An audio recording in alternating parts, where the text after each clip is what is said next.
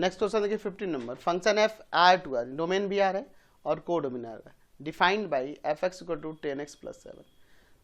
Find the function G जो R to R पे define है सच दैट यहाँ पर एफ और जी का कंपोजिशन और जी ऑफ एफ का कंपोजिशन आइडेंटिटी हो, यानी कि हमें ऐसा फंक्शन निकालना है जी जो उसके साथ इस फंक्शन का कंपोजिशन आइडेंटिटी कर देता है।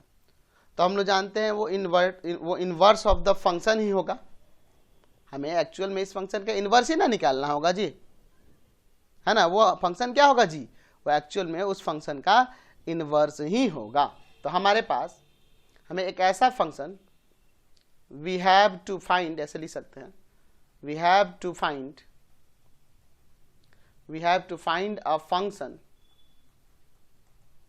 जी जो आर टू आर पे डिफाइन है सच दैट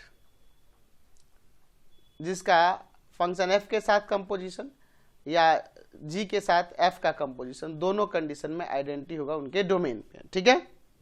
तो देयरफॉर हम कह सकते हैं कि वो फंक्शन जी जो होगा वह इनवर्स होगा, inverse of function F. Function F का क्या होगा, इनवर्स ही होगा। तो इनवर्स निकालना है तो हमारे पास ऊपर function F R to R दिया है, किस तरह से जी, एफ एक्स इक्वल टू में 10x प्लस का 7। तो पहले हमें ये पता होना चाहिए कि इन्वर्टिबल है कि नहीं, यानी 1 1 और 2 चेक करना होगा।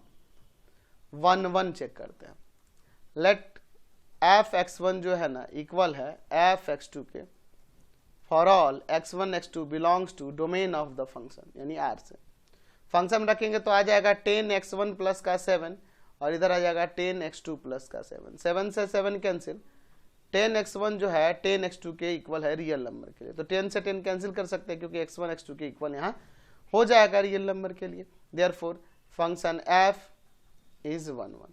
फंक्शन f क्या हो गया, 1 1 हो गया। तो 1 1 हो गया तो अब अनटू चेक करना होगा क्योंकि इन्वर्टिबल दिखाना है।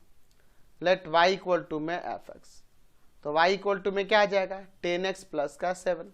यहाँ से x का वैल्यू निकालना होगा तो यहाँ से 10x इक्वल टू में क्या हो जाएगा y माइनस का 7, that means x equal to में आ जाएगा y माइनस का 7/10।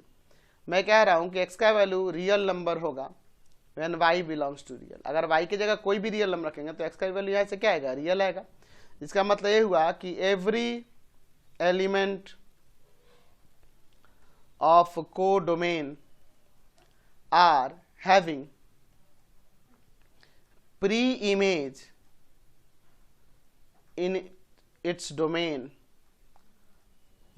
R under the function f, therefore f is unto। तो फंक्शन f 1 1 unto दोनों हो गया है ना, तो इसका मतलब यह हुआ कि function f is an invertible